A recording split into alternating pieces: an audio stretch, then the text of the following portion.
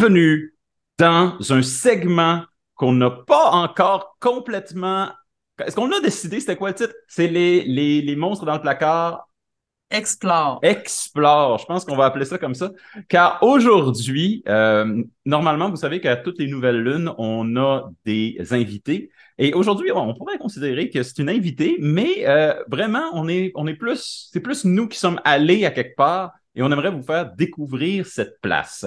Car aujourd'hui, Sabrina Cloutier, notre collaboratrice à l'émission, que dis-je, notre cofondatrice de l'émission, Tout ça, on est ça, tout ça ensemble. On est collaborateurs et coproducteurs.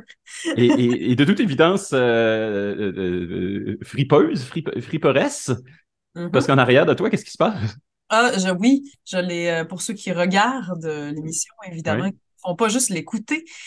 J'avais une friperie hier avec des amis. Alors, j'ai fait une petite friperie de mes costumes de théâtre, étant donné que je fais du ménage et que la pandémie m'a fait changer de forme.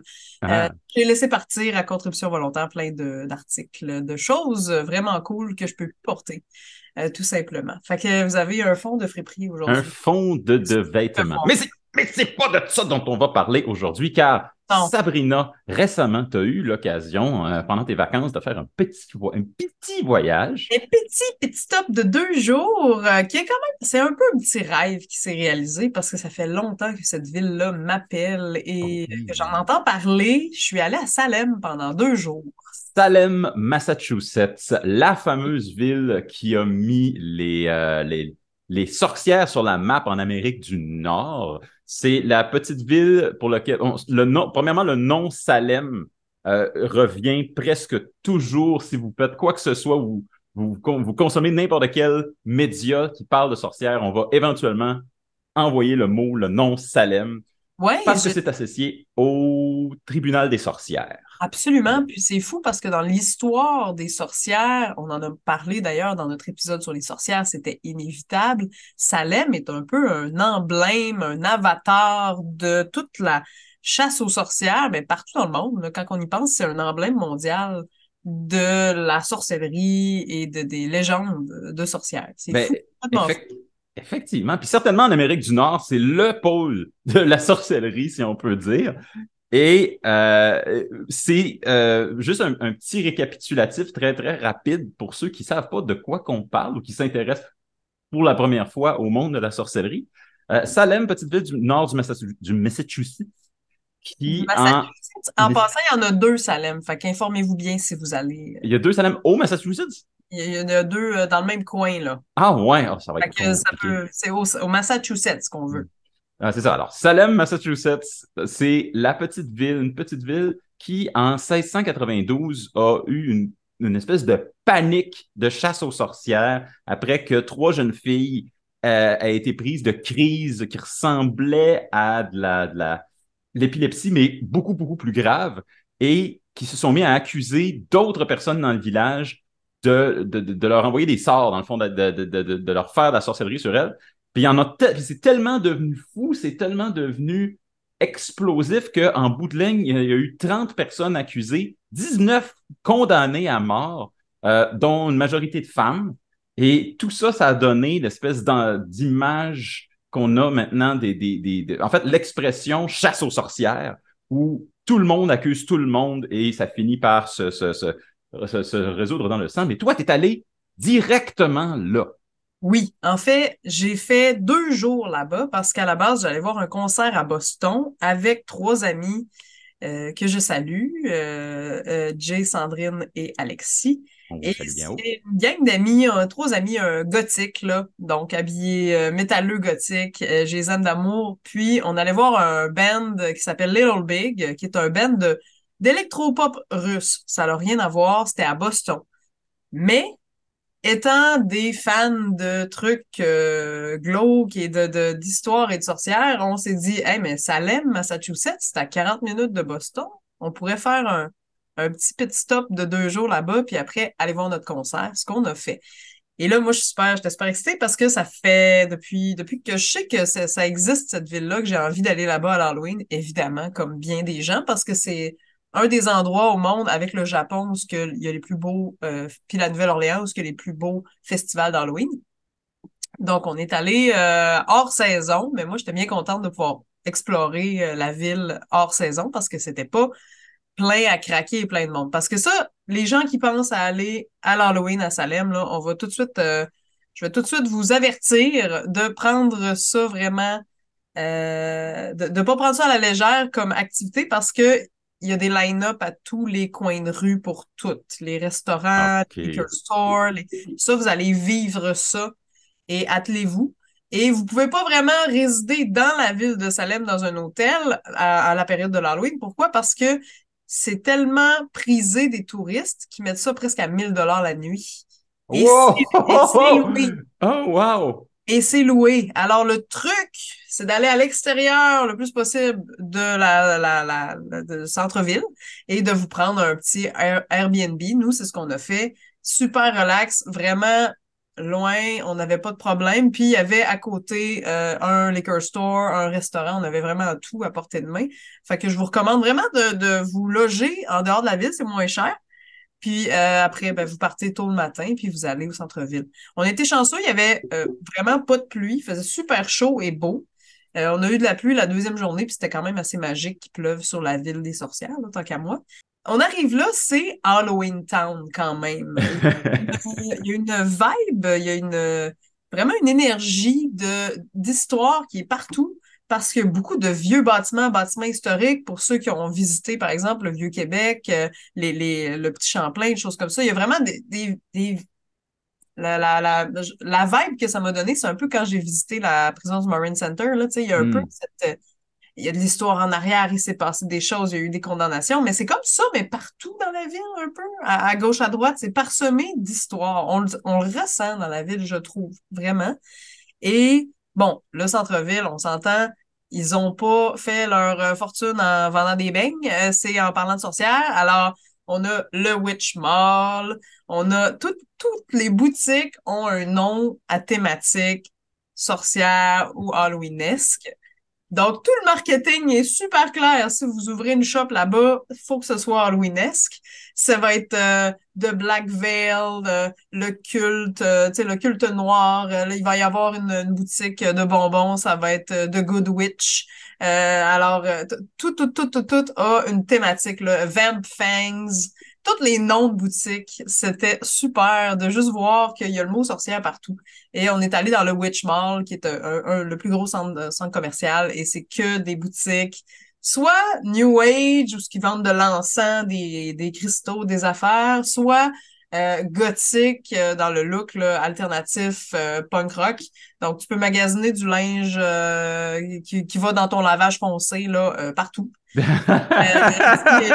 Les boutiques de ce monde, là, je pense notamment à Montréal, voyons, Diabolique à Montréal, bon, tu sais, c'est une boutique de vêtements gothiques spécialisée, puis c'est donc bien inusité pour nous. Puis, tu sais, à Québec, anciennement, il y avait le Vision Rock, la boutique Le Freak, les choses comme ça. Donc, c'est assez... Là, on parle vraiment... Il y a beaucoup de boutiques comme ça, là. C'est comme si c'était un peu un festival gothique à l'année.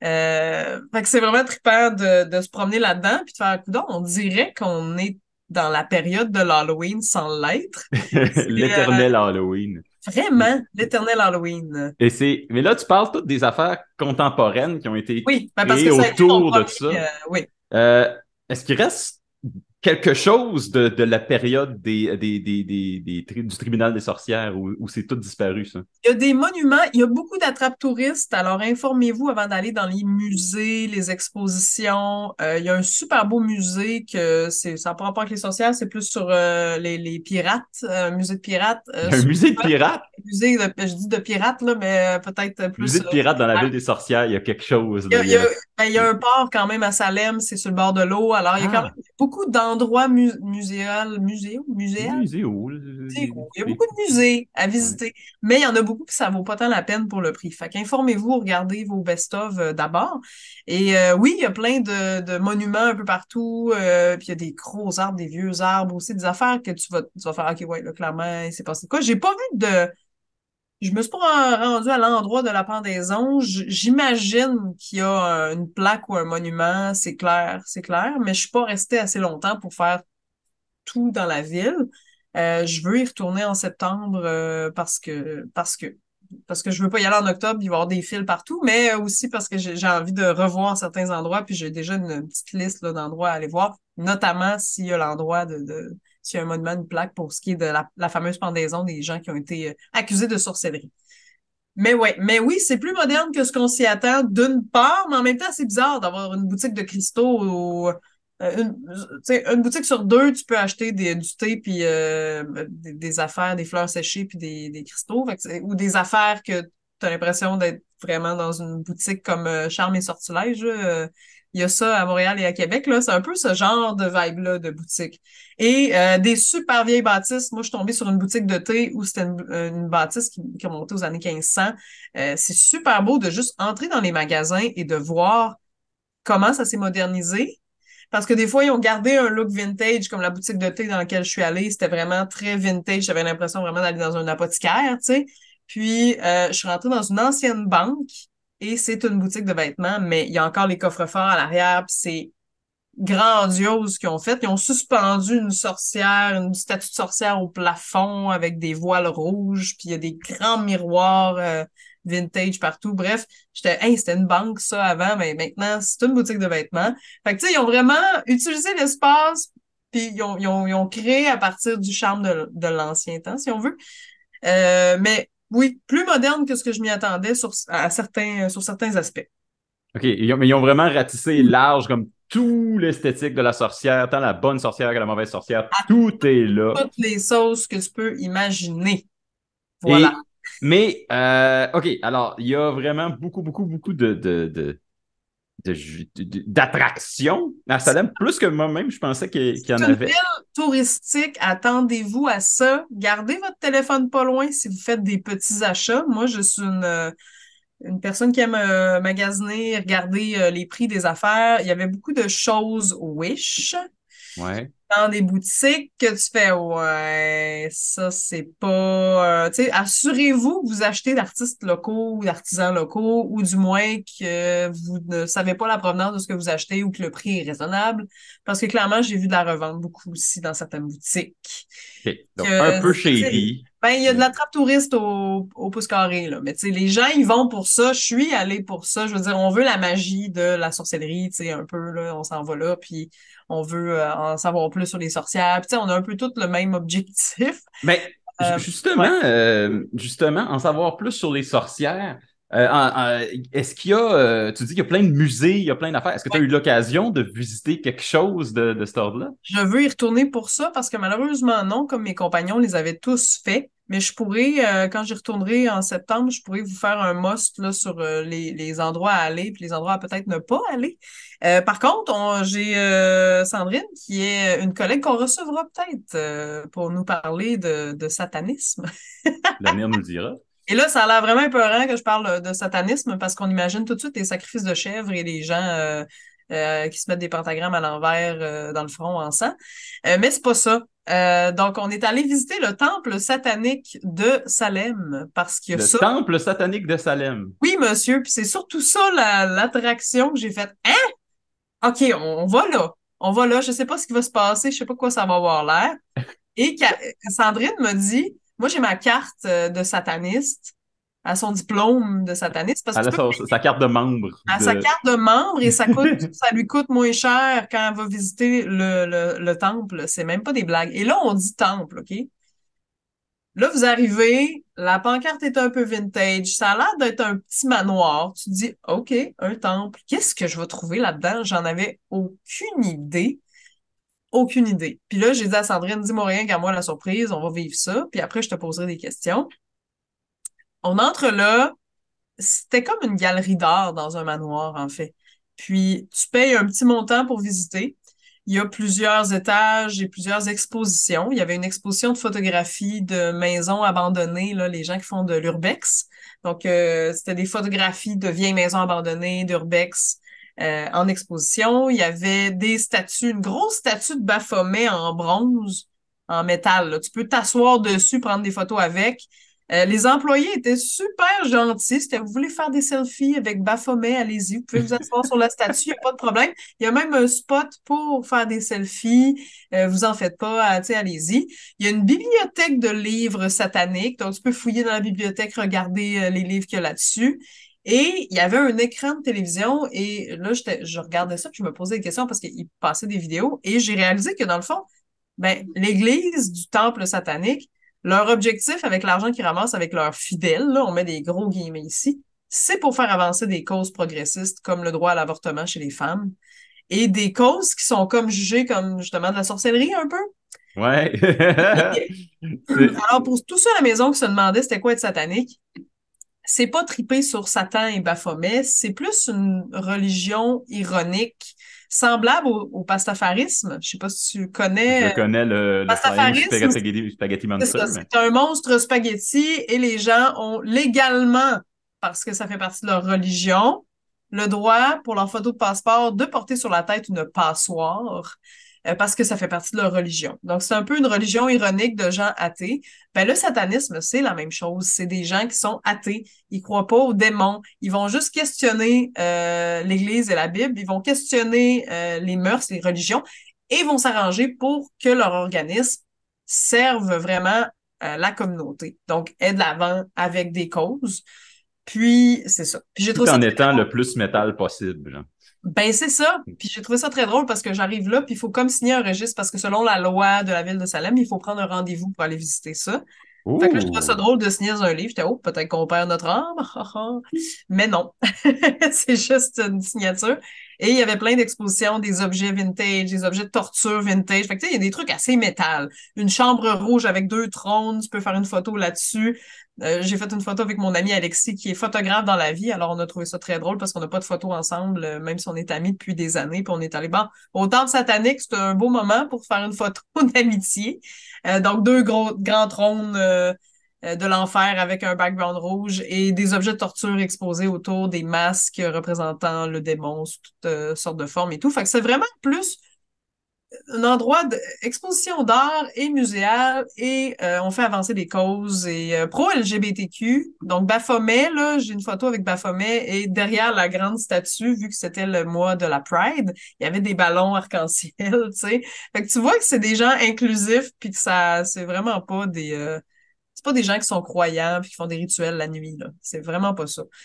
Fait que j'ai trouvé ça super cool. Je m'attendais pas à ça. Puis c'était quand même loin en voiture, là. C'est quelque chose que je serais pas capable. J'aurais pas réussi à y aller au centre-ville OK. à pied. C'est C'est pas dans Salem même, c'est comme dans la périphérie. oui, c'est dans Salem, mais c'est comme pas dans un endroit qui est très accessible, par exemple, à pied. OK. Fait qu'en tout cas, on est allé en auto parce que c'était quand même très loin du centre-ville, mais on était vraiment contents d'y aller. Puis, ben c'est ça. Tu peux acheter des goodies et il y a une espèce de...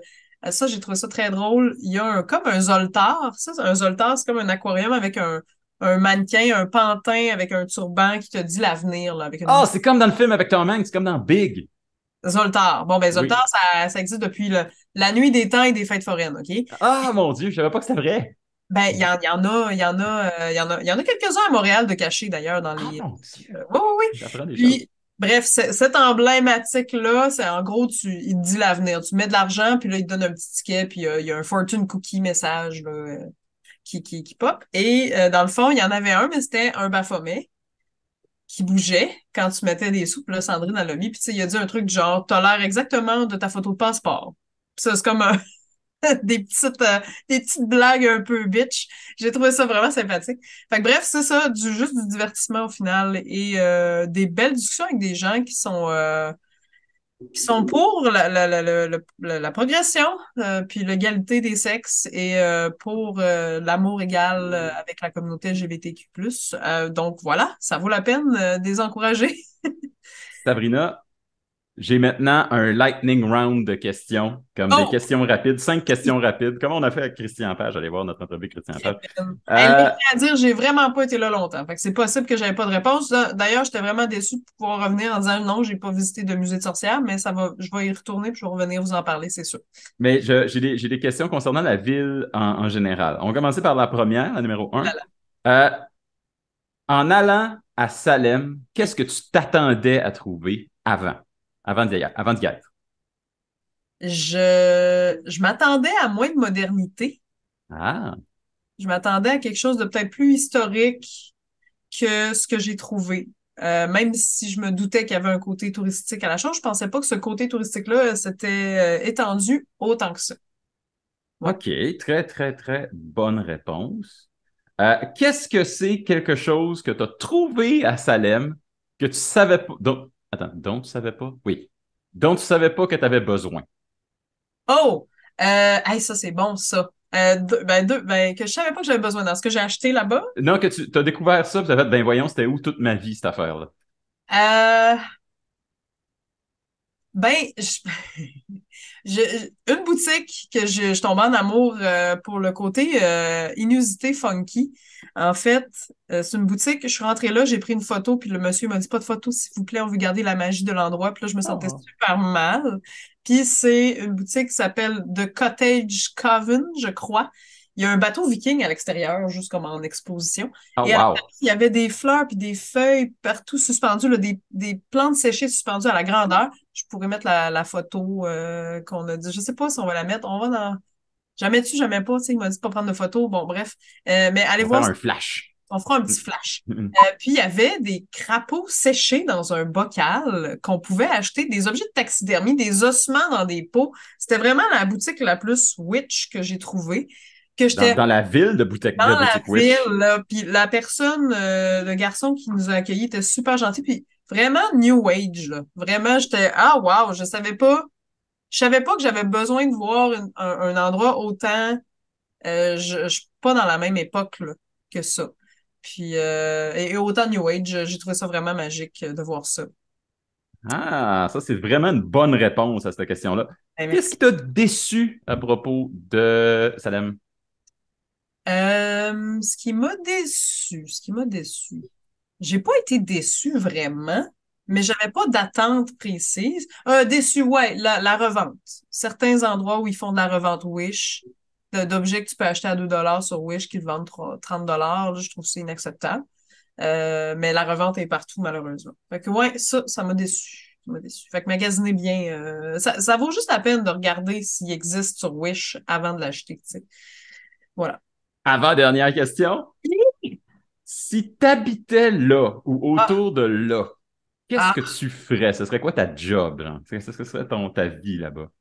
oh my God, euh, ça pourrait tellement être n'importe quoi parce que tout est vraiment, j'ai vraiment aimé l'ambiance, en fait. Je ferais un jeu d'évasion. Ah ah! Moi, je ferais Ah ah! un jeu d'évasion là-bas, parce que je n'ai pas vu. Je n'ai pas vu, puis ça serait le fun d'un jeu d'évasion qui joue un peu avec les légendes des sorcières, mais tout en informant réellement sur les trucs. Je sais pas, peut-être. Quelque chose comme ça. Il Ou y je a quelque travaillerais chose, dans un musée, probablement parce que j'aimerais garder le patrimoine, parce que je trouve que c'est chouette. il y a quelque chose qui pourrait naître là-dedans. Ouais, ouais, ouais. Euh, Sinon, je oui. travaillerais à la boutique, c'est de Black Veil. C'est la boutique que j'ai trouvée la plus belle. C'est une boutique de tatouage à la base, mais c'est aussi une boutique de vêtements et d'articles d'artistes locaux. Qui était quand même loin à se rendre, mais qui vaut vraiment le détour. C'est un décor. Il y a une fontaine, il y a des spotlights, il y a de la boucane de temps en temps. Tu peux prendre des photos. Tout est un peu un photo booth. C'est incroyable. Et dans le fond de la pièce, derrière des rideaux, il y a comme un petit passage. Puis là, tu as le goût d'y aller, puis ça a l'air d'une forêt interdite. Ben, il y a des studios de tatouage, des tatoueurs qui font des tatouages, évidemment, de sorcières et de trucs un peu gothiques.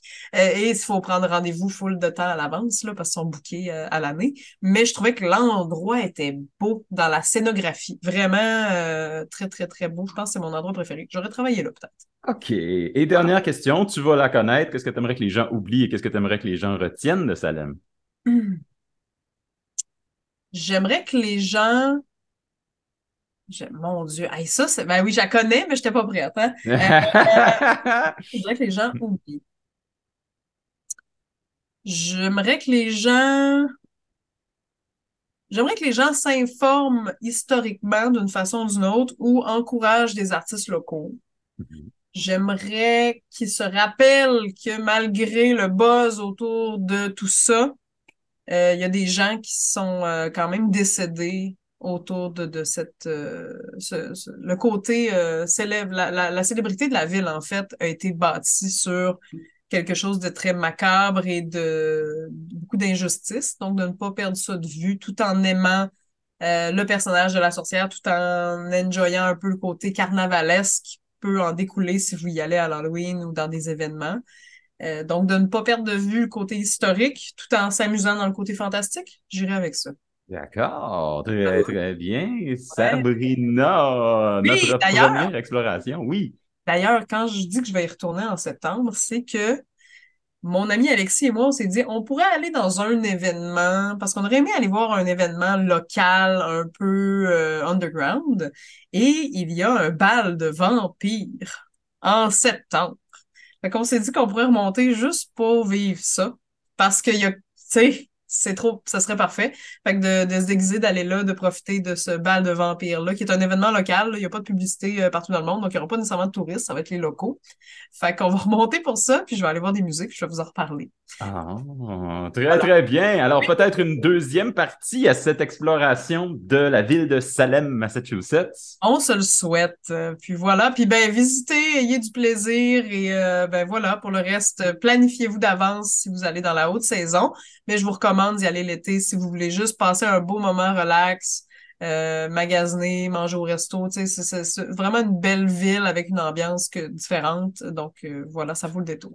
Ah, mais c'est merveilleux! Puis on va probablement, c'est le début sans doute d'une nouvelle tradition au Monstre dans le placard où on va explorer des endroits étranges et insolites et qu'on va vous rapporter l'ambiance locale. Absolument. Sabrina, est-ce Ben qu'on... Oui, oui, ben merci Simon. Puis on se dit à la prochaine pleine lune. prochaine.